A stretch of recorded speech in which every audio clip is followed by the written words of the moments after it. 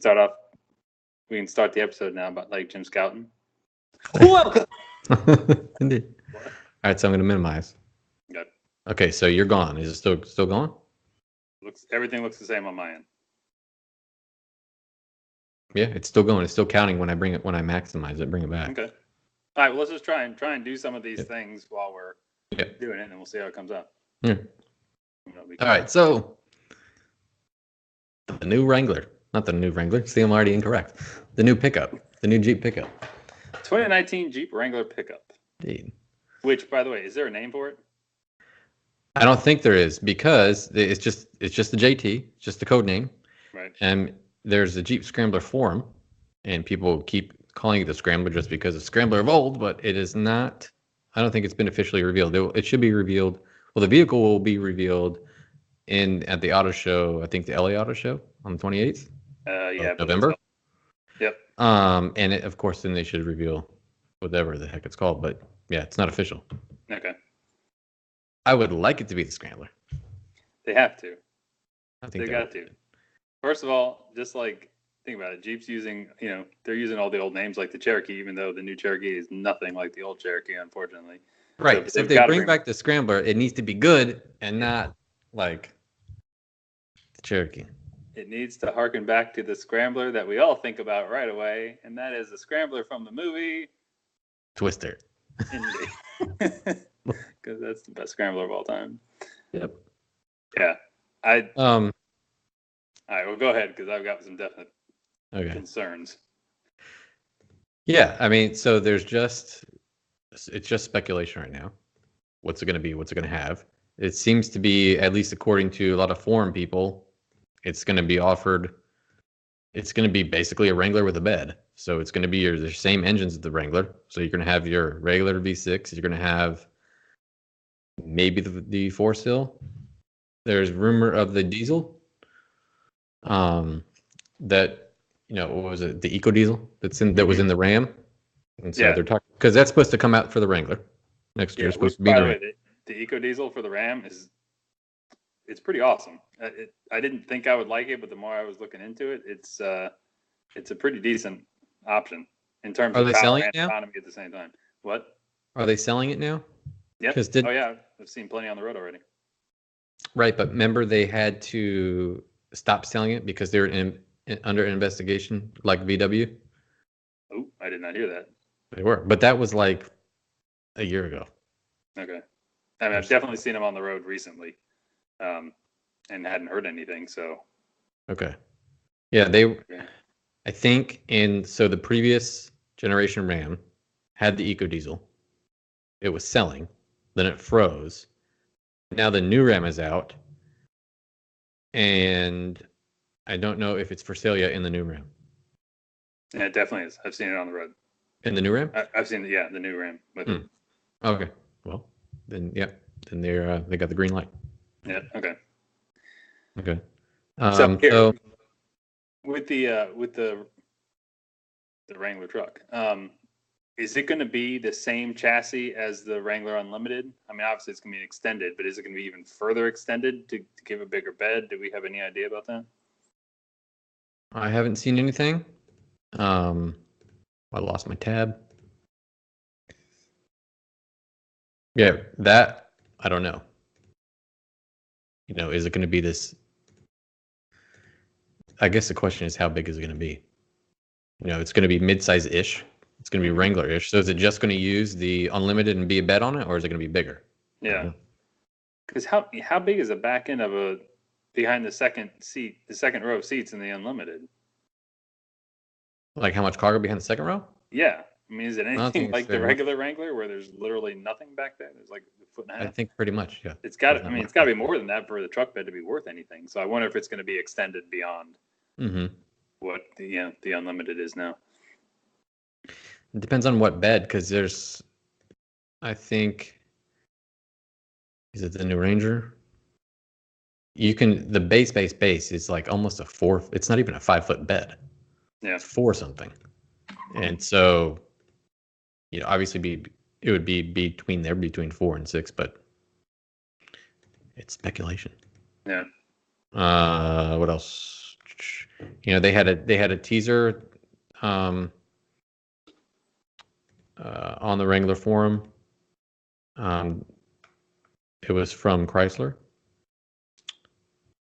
and I don't have it either. This is what happens when you don't save your tabs. It was very general. It was like 15 new class leading features. Here it is. Authentic Jeep design, Jeep off-road capability, real truck capability. There's nothing in here that tells you anything. Talks about Apple CarPlay, yada yada yada. So, hopefully I wonder, are they gonna trim it the same? Are we gonna have a Sport, a Sahara, a Rubicon as a Wrangler? I don't know. Hopefully, what I want to see is a Rubicon version. I want to have front and rear lockers. I do see that they are expecting a 6-speed manual to be an option still. That'd be awesome. With what? I wonder. Yeah, I don't know. The 6-speed is available with the 6 in the Wrangler today. People don't really like the 6 because it's not very torquey, and the 4-cylinder is maybe a little bit torquey, but then it's the 4-cylinder. So, I have a real problem with thinking about turbocharged engines for off-road rock crawling. Mm-hmm. That doesn't make sense to me. It doesn't sound like a good combination to have a Turbo 4, which I know can produce plenty of power and even torque and all that stuff. But let's say you're running low range. You're getting no revs. You're not going to be spooling up a turbo. I don't know. It doesn't seem like, and also just more complexity. When you're talking about off-road, you want things simple. And so it's more durable. I don't know.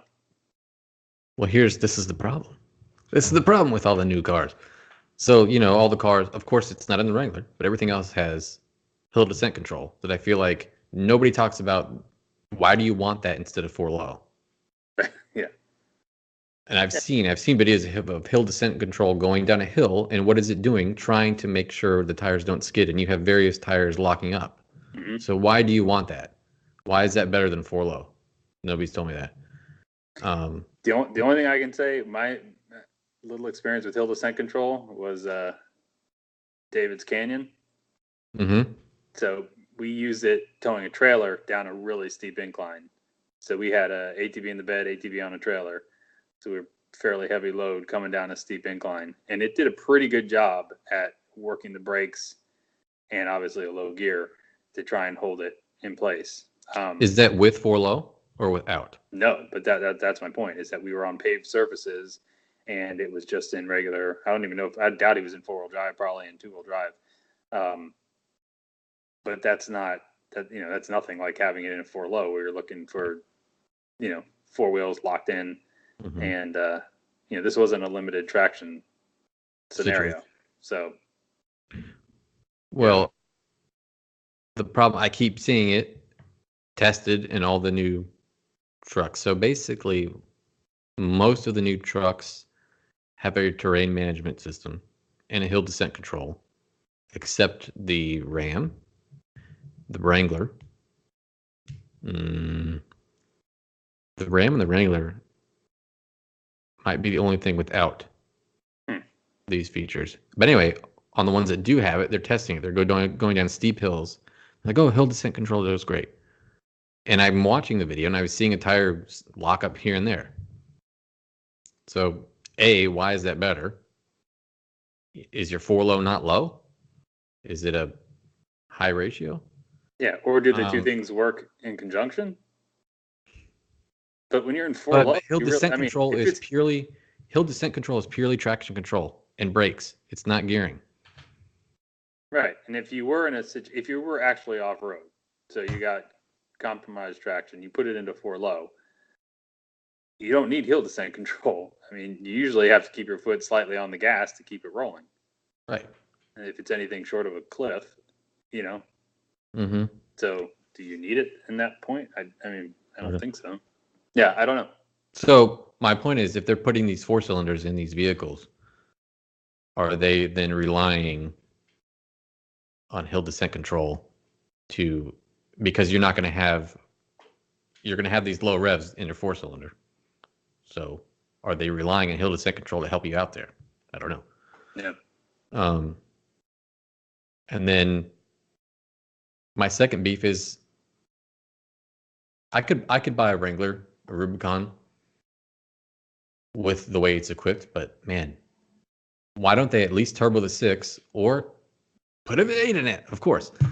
And then when you got the Jeep pickup, same thing.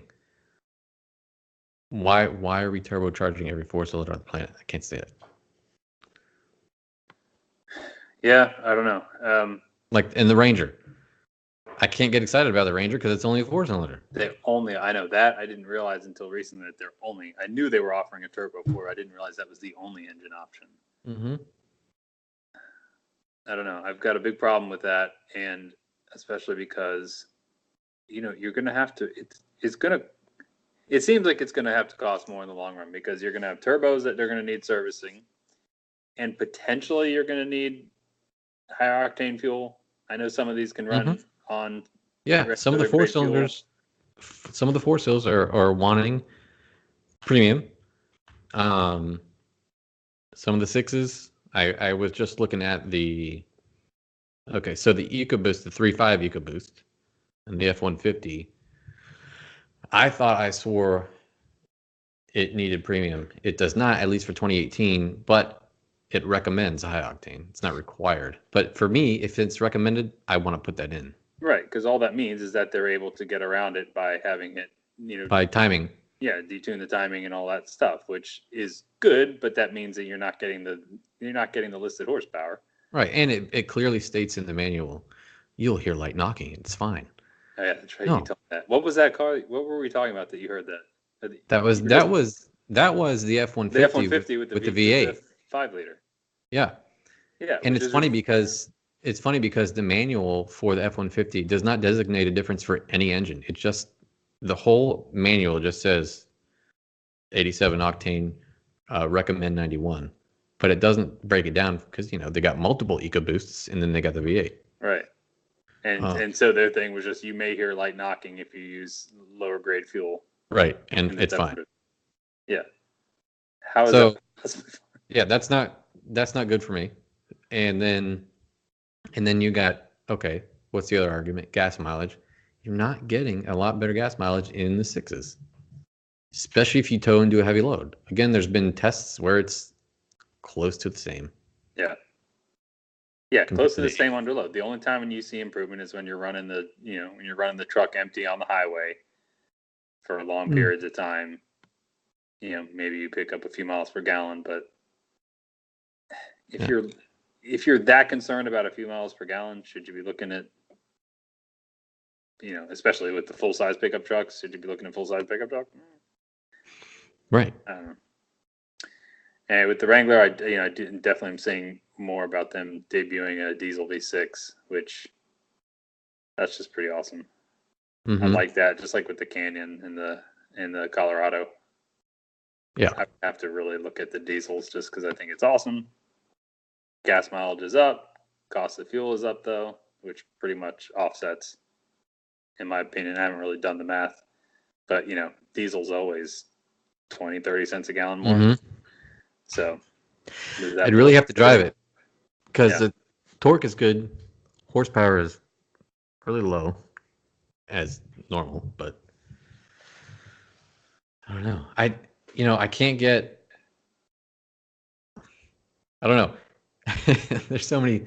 It's like, okay, you have the midsize that are coming out. They're all four cylinders. They do have diesel options. Great. But then they're still expensive. Well, that's the problem right there, is if you look at something like the Canyon or whatever, and I'm sure the Wrangler will be as bad or worse because it's going to be a Jeep. But by the time you put a diesel option in it, you get those 2 miles per gallon extra on a mid-sized truck, but you're already well into the price range of like a Hemi Ram. Right. So just give me the full size. Just go full size, and you got everything. I don't know. Plus, I got to say, I like how the Canyon, most of the midsize, they all look wimpy to me.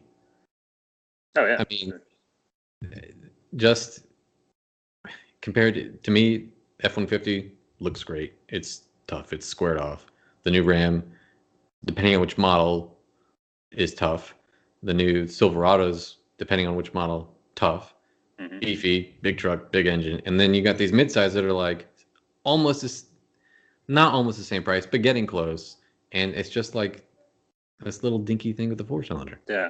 No, I mean the one argument that using David as the example is he would much rather have a full size truck.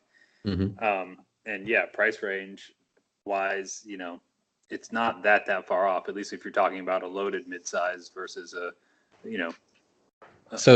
lower end full size. But for him, that because of his commutes, that couple miles per gallon was enough to push him over the top. Yeah. It's interesting to see, will these midsize trucks be discounted like full-size trucks? Because, for instance, the Ranger, so the new Ranger, if you do 4-wheel drive XLT, so not loaded, mid-range, is $35. And a brand new Rebel Ram is $50, but guess what? They're already $40. They're already $10,000 off. Oh, really? So if midsize aren't discounted that much, then you're getting very close to a discounted full size. Yeah. I mean, to me, you get the new Ram, even though it's $40,000, is leaps and bounds above a midsize anything. The new, if the you want Rebel a truck to do what trucks do, yeah. Right. That's the big thing. Depends on what people actually use them for. And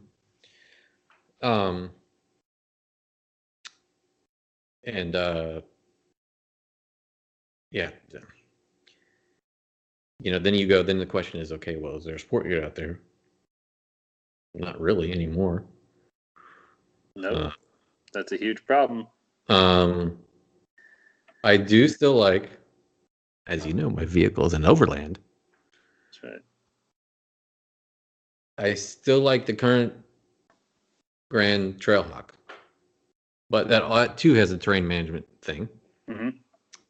But you can disable, you can fully disable traction control. It doesn't have auto start stop.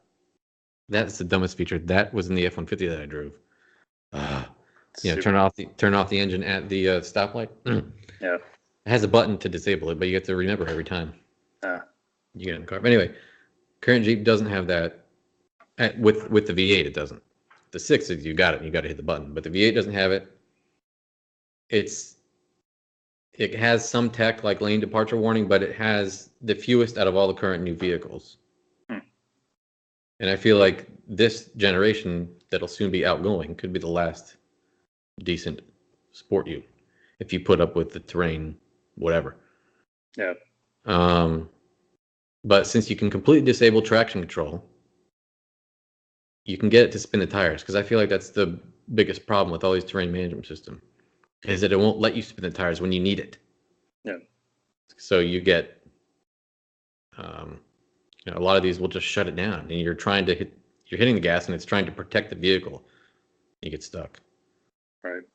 So, other than that, what is there? No, there's nothing. There's a huge lot. So, and it's still V8. What's that? I was like, one more for the Jeep. There's the V8 is still there. That was the other thing. Yeah.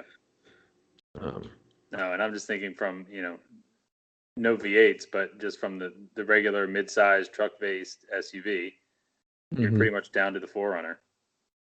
Xterra's been gone for years, and right now I haven't really heard any, serious plans of it coming back. There's talk of it coming back in a couple more years, and based off whatever is going to be the new Frontier.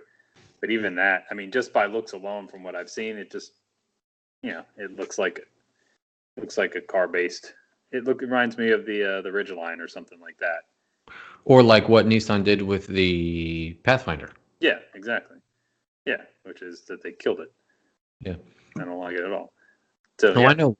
There's like nothing left. I know a midsize that I kind of like. Truck. The new Tacoma. Yep. I think they did a decent job with it. But right, and that goes right along with 4Runner, and same thing. They're still like the last mid-size SUV / truck that's kind of holding to the old recipe of just kind of keeping it simple and using a ladder frame and all that. But then you have the Toyota problem of the price is more than a full size. Oh yeah. So, way more. Didn't you see? Doug did a video on the Pro, not the Pro 4X, the TRD off-road Tundra? Forerunner. Forerunner? Yeah. I don't think I saw that one. I want to say it was like 50 grand. Mm-hmm. Something like that. It's the same thing. Just like there's just a huge sweet spot that's always being missed, in my opinion. And I've got to imagine there's a lot of people that think like me among car enthusiasts. There's just a huge sweet spot that's totally being missed. It drives me crazy. But you can get your power tailgate and your backup camera. Oh yes. Oh yes. Wouldn't want to learn how to drive the automobile. Oh, we're going autonomous. It's all over. Might be. All right. So, speaking of keeping things manual, this is the one thing I wanted to bring up. This was just a funny thing that I read about. So here, wait, real quick. Okay, go ahead. So we just went about 20 minutes on just that one thing, didn't we? Yeah, probably. And what we're going to try to do, 30 minutes? So we could... I think 20 to 30. I mean, think about, like, again, I'm always using Doug's videos as my standard, but the longest they ever get are like 30. Yeah. Usually he's 20-minute range. So, but what are we going to try to do? Because his are all YouTube. But if it's actually a podcast length... Yeah, podcast can go much longer. So, I mean, we can go either way. I don't know. I mean, my thought from the beginning has always been that we'd probably want to keep it around the 20 to 30-minute mark. It'd be easier to have bite-sized nuggets instead of just rambling on. Yeah, because I feel like people will get bored and either tune out or they'll want to listen, but they won't know where it is over the course of an hour show. And so they'll, like a specific topic. And, because I assume that if you take one of these episodes and upload it, you'd probably want to put something in there like, on today's show. Have a timeline. Yeah. Maybe put down the times, or at least just in the title, you put down the couple things that you want to talk about. And also because you want to mark, like with YouTube videos, you want to put down, Dodge Viper, whatever it is that you're talking about, because that's what gets you found when people are searching around. So anyway, but if you do that, but then you're talking about an hour-long show, especially if it's mostly you and I conversing with video, I don't know. I just feel like it's going to be too much and harder to find. I'd rather do more short episodes than longer episodes. So yeah, well, anyway, but that's good news because really, we talked about nothing for.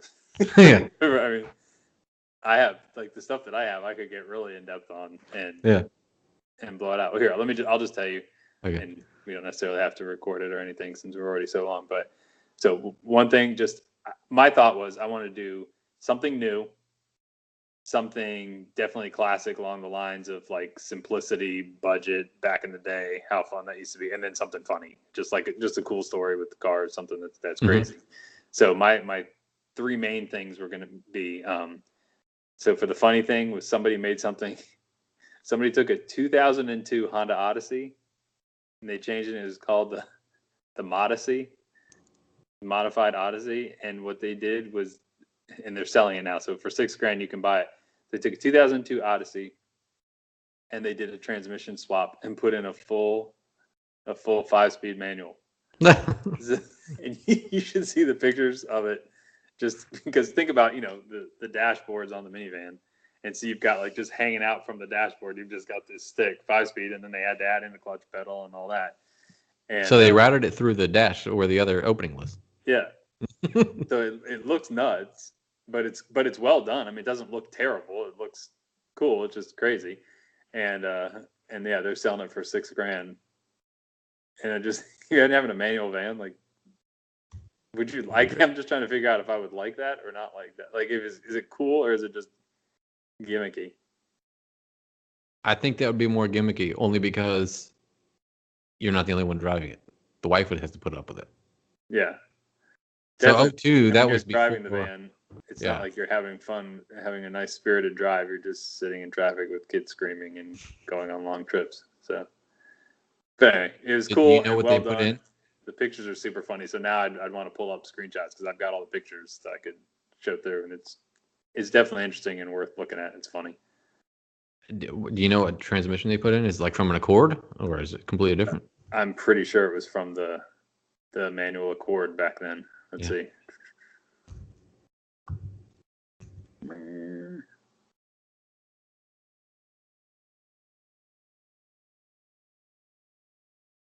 Of course, when I look up 2002 Odyssey manual, I get the owner's manual. Yeah.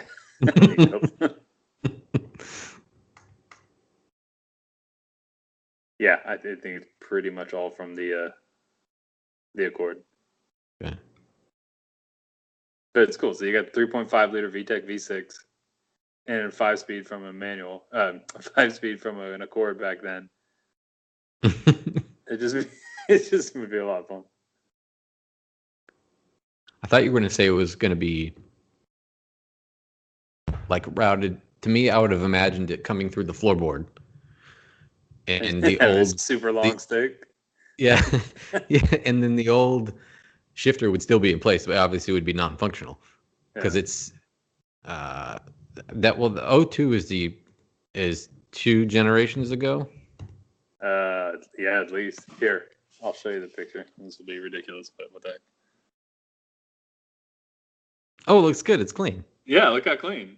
Okay. You can kind of see the 3 pedals down there and everything. Like it looks well done, but look how ridiculous. Oh, ooh, I'd buy that now. Yeah. I like it now. It doesn't look gimmicky. It just I think it's super cool. All right, so that was one thing I figured we could talk about that for, anywhere from 2 to 10 minutes, depending on how funny we thought the pictures were and all that stuff, especially if we're sharing pictures and all that. I think that'll be really cool.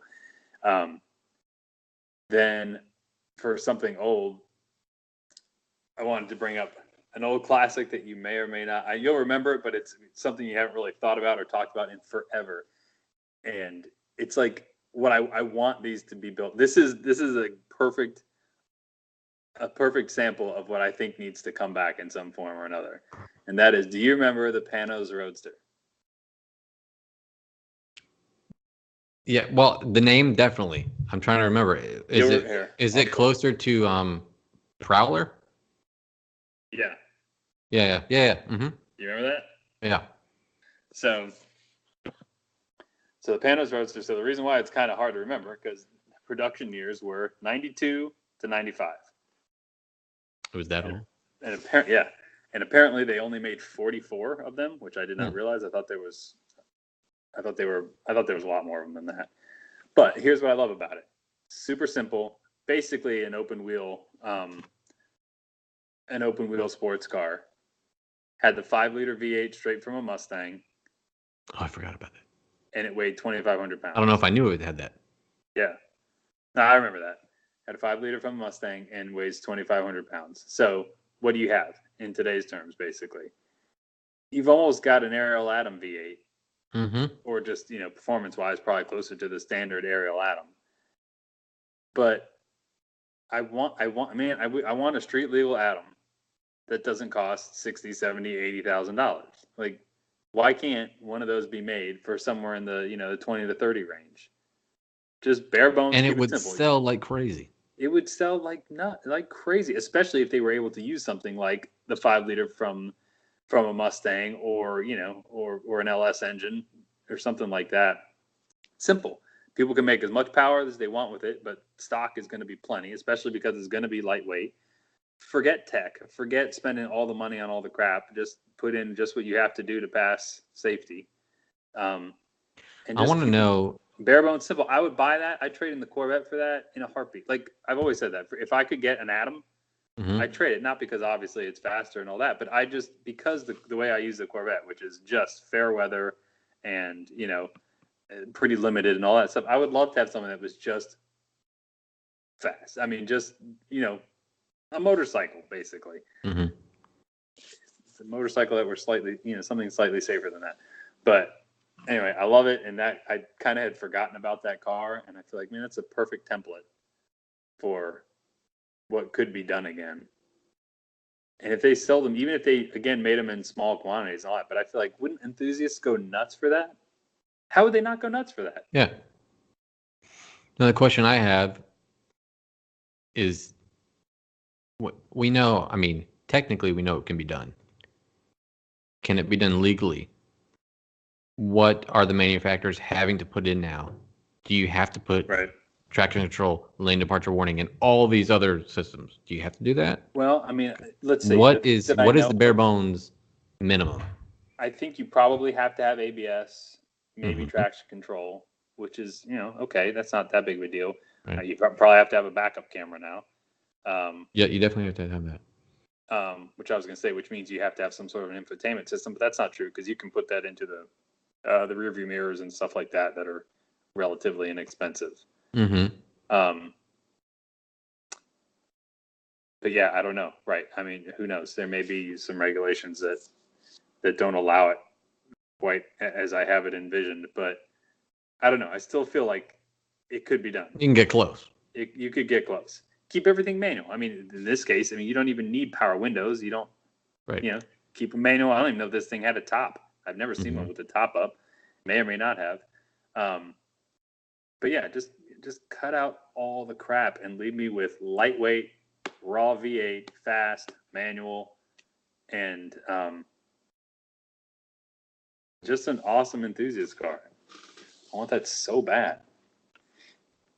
So anyway, I want to talk about that a little bit, show a few pictures, and then go over some of the stats because I had forgotten some of them. Are there any for sale? I have. And are they crazy expensive or what?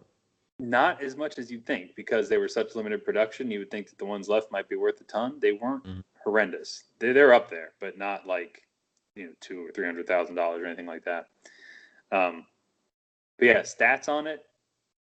So back then the 5-liter V8 was putting out 305 horsepower, so not a ton of horsepower. But because of the lightweight, it was still basically four flat ish. So it's gonna feel more like the Corvette, the Z06. Yeah. I bet you it's pretty similar in feel. And then of course nowadays, if they use the Coyote V8, you could easily have 400, 430, something like that, whatever stock. Anyway, there's no shortage of power these days. That part's easy. Well, you use that. You use any LS crate engine. There's a million of those. Yep. Yeah, you just don't have to do anything to it because it's so light. So that part I love. Okay, and the last thing I was going to do, and this could be like, in some ways, a fresh guy, fresh take, is take a little closer look at the 2019 M5. Because there's a couple things. So there's several things about it that I didn't quite realize. I just watched a video on it today. Did you? Okay. A little. So you probably already know this stuff, but there's a couple things I missed it altogether. When it came out, I kind of lost interest in the M5 once they stopped making it a V10, and then just the more complex and expensive BMWs have gotten and all that stuff. I know it's awesome. I have a guess what you'll say. Okay. So there's two things. All right. So first of all, now it's using twin turbo V8. It's making about 615 horsepower. So it's the same V8 as last generation, but it's been bumped. Yeah. And today, this generation, no manual. It wasn't last. Right. So manual's not even offered anymore. Right. It costs a fortune. Its starting price is like 103. Mm-hmm. So we're already well over $100,000, and that's I'm sure you can put plenty more on with options. Manual's not offered. That drives me crazy. And then, so on the plus side, the good news, the 0 to 60 time. So this is a 4,000+ pound car. I know it's got a lot of horsepower, but it's still 4,000 pound, larger 4-door sedan. 0 to 60 time at 2.8. I didn't realize it was sub 3. I would have guessed, mid 3. I feel like I've seen 3.2, 3.2, 3.5. It's 2.8. That's insane. I know it's huge. It's yeah. You know how there's this is Car and Driver got 2.8. Oh, did they? Yeah. Yeah, I mean, well, you know why? All-wheel drive. Well, okay, and that's the next huge thing. And the button. So also quarter mile, 10.9. That's so, I mean, that's better now. Yeah, it's blisteringly fast, and that part is awesome for sure. But no manual on the price just kills me. But yes, okay. So that's a big thing. So yeah, it's all-wheel drive now, right? But it's not at all all-wheel drive. Oh, I know.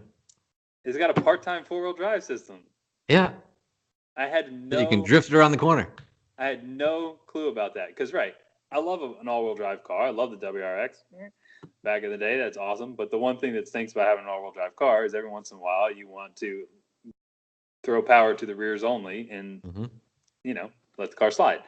So this has got, it's a part, it just kind of blew my mind. I did not realize. So it's, it's controlled on the screen now, but you can go in there and put it in two-wheel drive, which is rear only, or you can lock in the front tires through a transfer case. It's got a transfer case. It just seems crazy. I think there's two modes for the four-wheel drive, but it's mainly has to do with, I don't know, regular and sport or something like that. Obviously no low range or anything, but that just kind of blew my mind. I didn't realize that it was a four-wheel drive, a part-time four-wheel drive car. I think I love the new M5. Upset about the manual, but it might be, forget about the price for a minute. It might be the one automatic fast car I would buy because of that. I mean, because if it's a sub 3 and the fun you can have between two-wheel drive and four-wheel drive. Yeah. No, it's awesome. And usually it's always that. Obviously, it's that versus the E63 AMG. I feel like usually the E63s are always quicker. And the new E63s are nuts, but BMW's got it on this one. Yeah. Yeah. No, it's insane. It is insane. It's insane. And I keep the big thing. The other thing, I had no idea that it was putting out performance numbers that low. That's just crazy. And then having a part-time four-wheel drive system. I had heard recently that it was all-wheel drive, and so I assumed it was just their standard X drive. I've never named the sedans that you've seen with part-time four-wheel drive. I can't think of anything since early Subarus, really. Yeah. I mean, I don't know of any. If it's all-wheel drive, it's all-wheel drive, period. Yeah. So that's pretty awesome. That's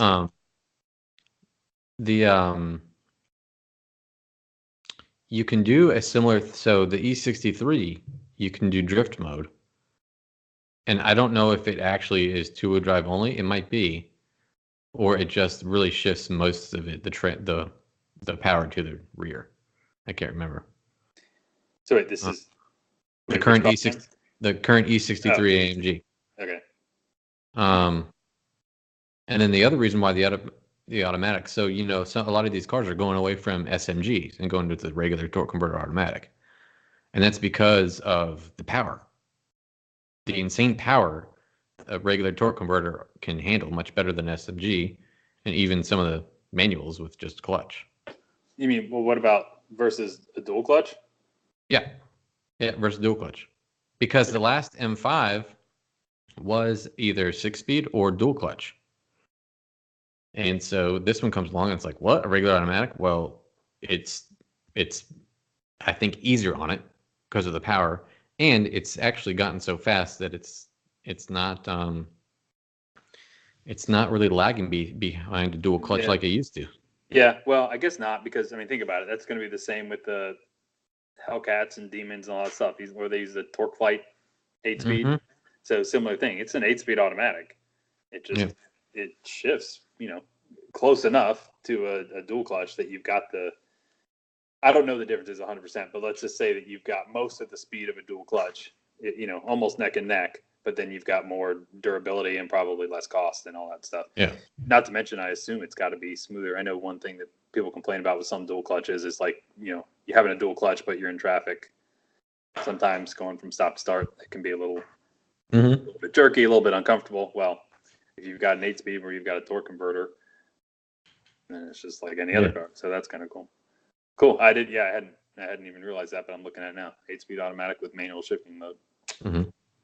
That's crazy. I do miss the days though where anytime you looked at a car, you had your 0 to 60 time with automatic, and then that nice drop when you got it with manual. I know, it's reversed now. Yep, always reversed. Well, the 10-speed in the Camaro which was the one that was co-developed with Ford. That's in the Raptor. Mm-hmm. Yeah, it's all the same. At least the shifts in the Camaro are just lightning, and everybody acts like that 10-speed in there is just the new thing. Yeah. And I guess that's what's going to be the new Corvette. That's another conversation. The Yep. C8 only. Yes, the C8, which I just saw an article today that said, this may be pure speculation. It can't be true, but they're saying there's a chance that the new C8 may be $170,000. It No way. can't be. It can't be, especially if we're talking about the base before they Only if they Only if they continue the C7. If they continue the C7 in a front engine vehicle and they keep the C8 at some crazy high level, but they've got to offer something at the price point the C7 is at. Yeah, they have to. They'll completely lose all of their Corvette faithful. It's just completely out of range for most of us. Hey, real quick, couple things. First of all, my phone is down to like 10% battery, and I started at a full charge. So that has murdered the battery. So I probably don't have too much more time before it's going to cut out. But yeah, this is the other thing. So talking about like the BMWs, we're talking about a brand new car, like our fresh take on a new car, which is kind of cool. And then I was going to bring it back to, like I said, with CarMax, and bring it back to the E39, and just a comparison of, not that long ago. Mm-hmm. 5 could be had, especially used like that. That was probably, I don't remember anymore, but it was probably on sale for like 40, maybe less, with 20,000 miles on it, something like that. Have you seen the price now of an E39? The E39 M5, if you find with low mileage, has like other vehicles that are great or that are rare, has shot up huge. Oh, really? Yeah. But that proves my point. It's because enthusiasts are out People there wanting that. Number one, something at a reasonable price range, but number two, missing the old days of hopping in a manual car and shifting and and think about it.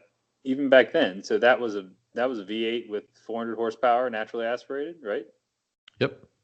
And now you're talking twin turbo V8, and just complexity, cost, maintenance. It's just a whole nother realm. Mm-hmm. Don't get me wrong. It's also a whole lot faster, but I don't know. I really have to drive. The one thing is I'm getting used to the feel of the Corvette, that that level of power, which is pretty awesome. And it's always it's still a little bit scary and all that stuff. I have not driven cars, obviously, that are, 3s and sub 3s. Right. But the question is, after you've driven that for a while, I just wonder what's better, that extra power, but everything computer controlled and, paddle shifter and all that stuff, or just, losing a little bit of power, but having the whole car in your hands with a clutch pedal and a manual gearbox and all that stuff. That would be an interesting comparison. Just like the seat of the pants feel of one versus the other, and if it's really worth all this. If the cars are really improving in terms of I mentioned the new M5 the new M5 I could buy with automatic. That's what I maybe think, but when I actually think about it, it sounds terrible because it's automatic. You still have way much more fun with the manual. Yeah, I think so. And because the performance numbers are getting so out of control. So like this, 2.8 seconds and a quarter mile in the 10s. It's unusable on the road. So as much as I love that stuff, you're just not going to be able to use it on the road, which means you're kind of paying for something that you're not getting. Right. Or that you can't really, it's not really accessible. So even like the Corvette, even that, I mean, most of that power you kind of in some ways can't use on the road, but because it's manual and all that, you can explore it more. You can explore it differently. And I don't know. I don't know that things are getting that much better in some sense, and especially because the cost is absolutely going with it in a major way. Yeah. So, all right. This is where we need to drive things. Yeah. Because it's a ton of speculation for me. Like, there's so many things that are new and crazy that I haven't touched. So yeah, and it's not like there's no way that we drive some of that stuff and we say, I mean, there's no way we're gonna love it. It would all be great, but there's a price tag attached that's so big that you wonder, is it worth it? Mm-hmm. So I'm just looking at the production year. So E39 is 98 to 03.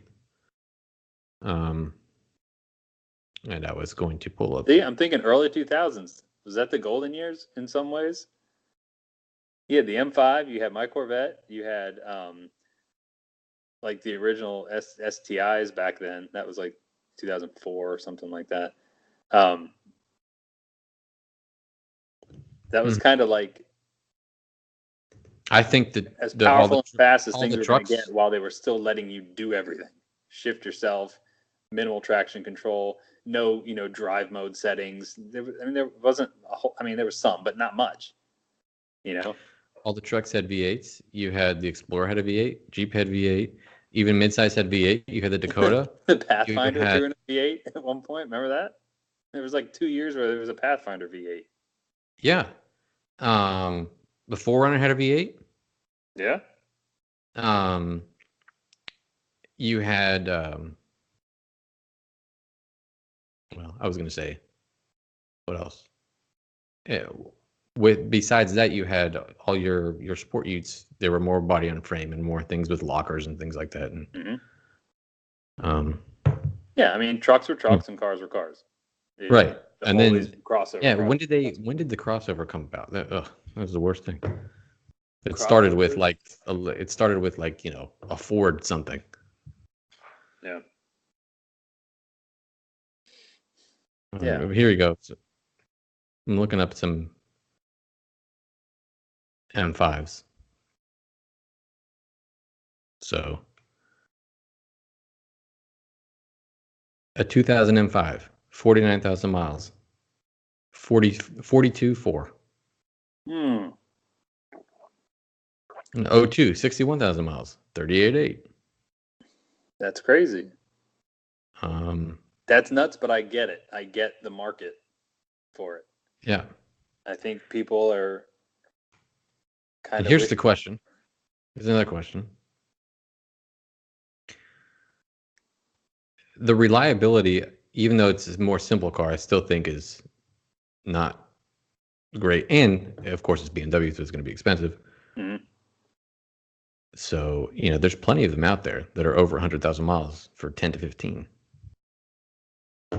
Would that be something to get? Yeah, it'd be interesting. Because, right, BMW is going to cost more to fix.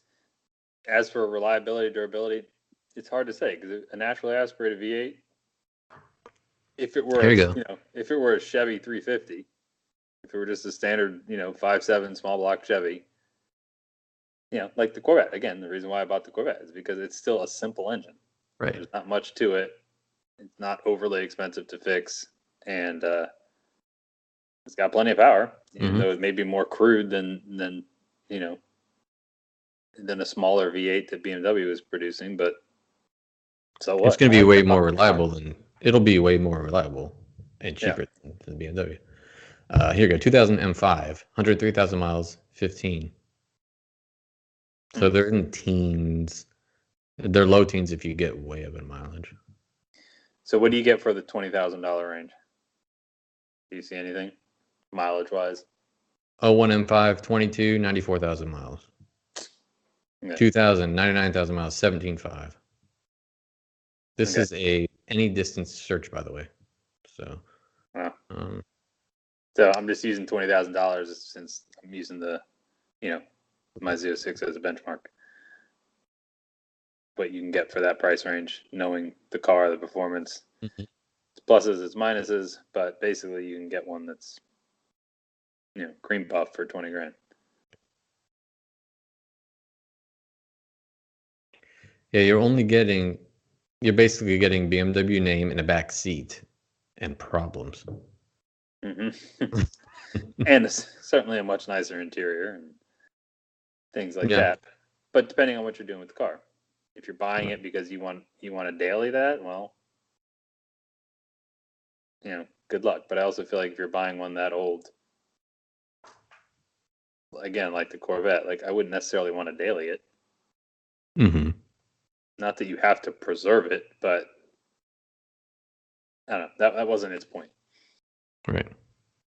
The point was to go out, have fun with it, take good care of it, put it away till next time. Mm-hmm. So. All right. So real quick. So let's say, so obviously time-wise, we've got way more than we would necessarily want. So we've been recording for an hour. Okay. So I think we pick one or maybe max of two things. Yeah, really. I don't think we need much more than that. Yeah.